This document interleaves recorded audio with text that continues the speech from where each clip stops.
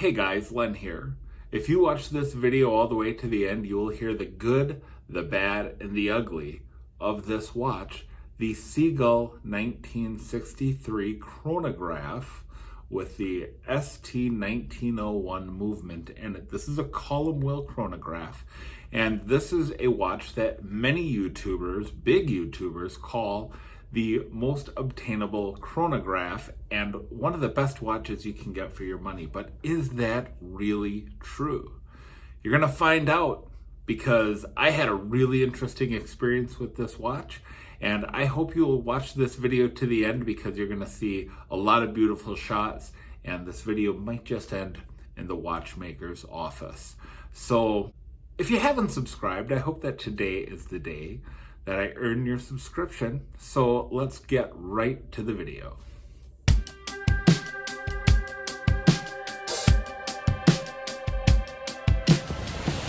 This is one of my favorite places in the state of Wisconsin, and I feel like this is a great place to show you one of my favorite watches, the Seagull 1963 in 40 millimeters with this beautiful champagne dial, applied indexes, and heat blued hand. Okay, time for a reality check. So I happened to be by Lake Michigan here while I was taking this video. Ironically, I was filming a video. I was going to do a full review on why I love the Seagull 1963 and how the watch really made my wife appreciate watches so much that she became a watch collector as well. And now we buy each other watches for our anniversaries and birthdays and things like that. So it's really swell. And it's a nice watch. I mean, when you just look at its beauty and just kind of behold it, on the surface, it is a beautiful watch. I think that's undeniable. I think that is a consensus in the watch community that is rarely argued with. And look at it. I mean, you have this beautiful champagne dial, this beautifully polished case. You have, I don't know if the hands are truly heat blued or if they're painted blue or whatever, but it's a lovely watch. It's truly beautiful.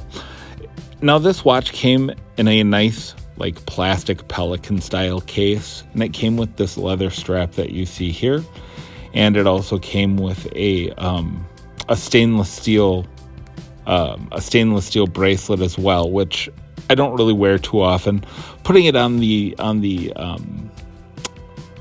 leather strap makes it so that both me and my wife can wear it very, very easily, and plus it looks nice with, you know, my typical work outfit, which is like a polo and khakis and brown leather shoes. So it's a great looking watch. I mean, look at the chronograph. Look at it go. Look at it go. That red dial and everything. So I was taking all of these fancy B-roll shots. I mean, just showing off what is truly a lovely watch. Now, this is the 40 millimeter version, and it has applied indexes or indices, I guess, depending on how you pronounce it, how bougie you want to sound when you're describing a watch. But when you look at it even under a loop, it's just a really great looking watch.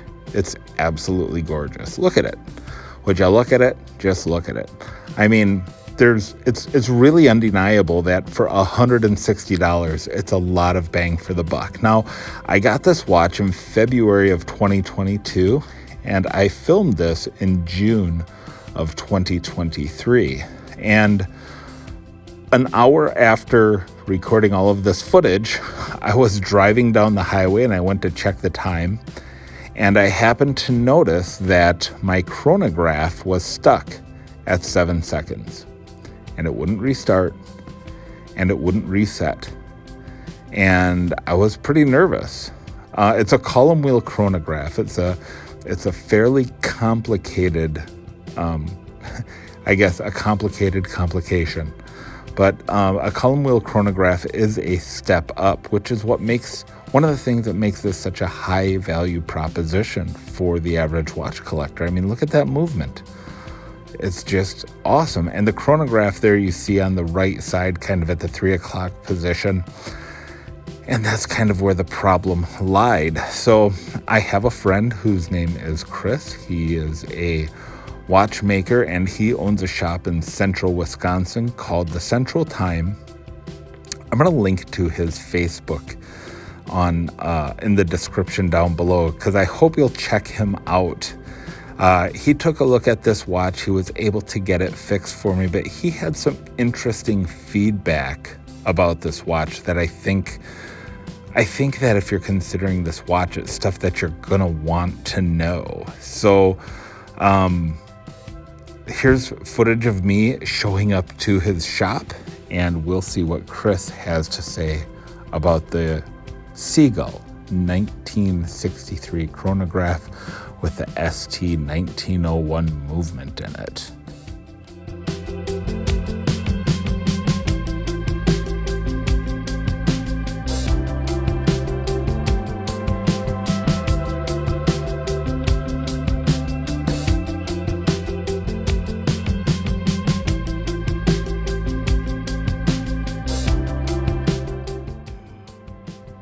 So that's a column wheel chronograph, so they say. Does that make it significantly more complex to...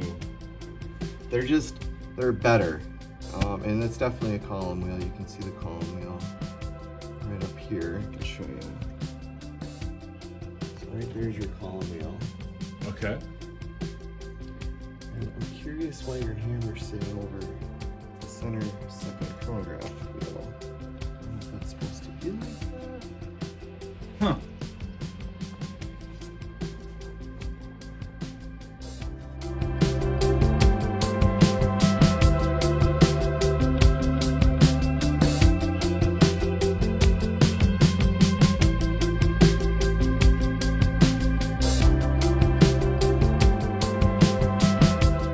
Because it is a good watch, but the issue is the QC, I think. So. For sure. I got that watch last February.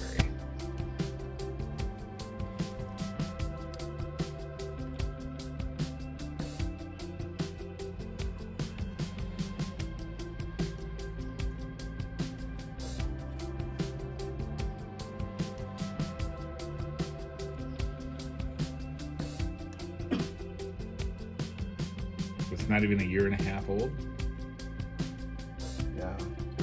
Yeah, it's a great movement. I mean, it's beautiful. And it's all there. The only difference between this and, like a Rolex is just really the finishing. Otherwise, it's got all the same parts as anything fancy. It's just Rolex and all the others take the extra time to just bevel the edges, polish it, add some machine work, Yep. That's really the only difference. So why aren't you...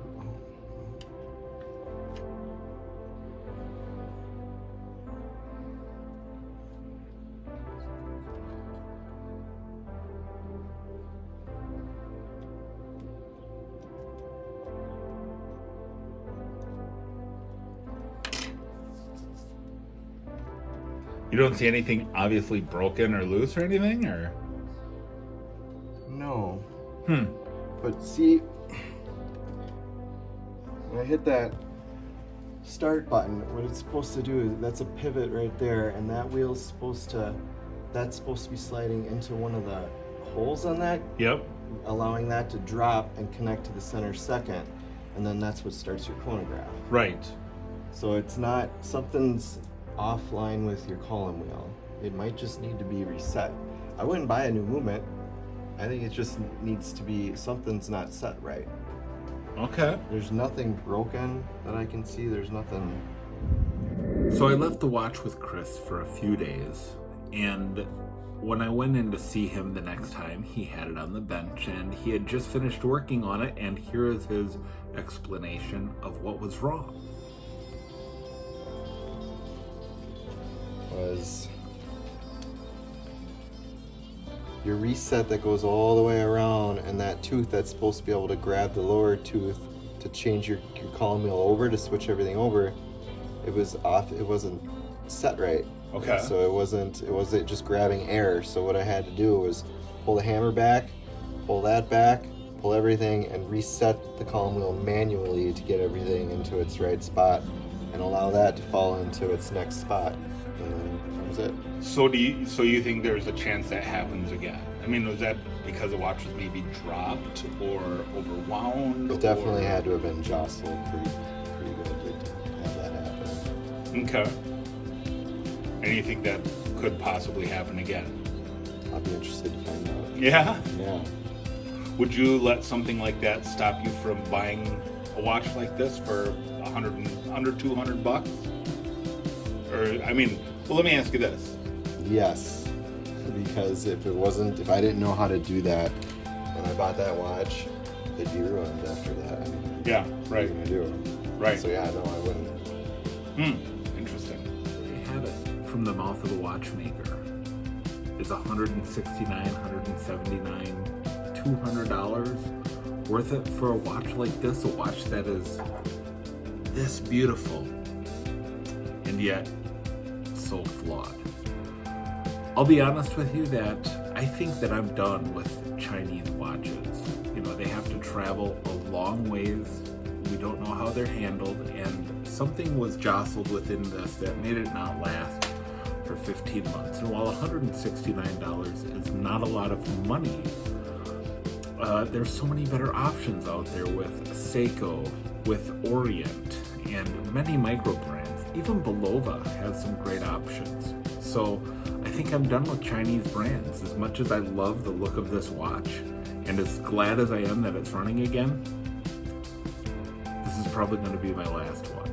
And that doesn't mean that you should stop ordering them. I just want you to know what I went through, and if you're considering this watch, now you have some information that maybe you haven't heard before. So leave a comment below. Tell me what you think of Chinese watches in general, and the Seagull 1963 with the ST19 series movements particularly. Are those watches that are in your collection?